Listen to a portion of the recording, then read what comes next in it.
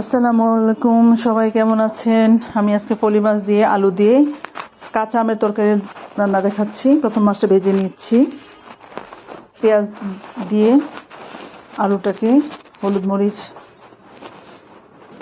লবণ মরিচের গুঁড়া এবং জিরার গুঁড়া দিয়ে একটু সুন্দর করে ভেজে নিচ্ছি। অল্প একটু পানি দিয়ে একটু কষিয়ে নেব।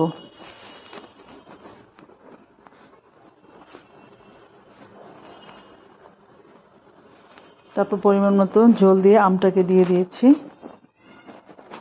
এখন মাছটাকে দিয়ে দিচ্ছি। তারপর ধনেপাতা অ্যাড করেছি, কাঁচামরিচ অ্যাড করেছি।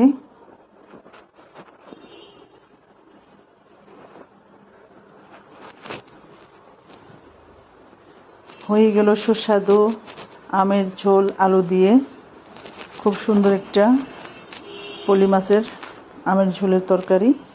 সবাই ভালো থাকবেন। আল্লাহ।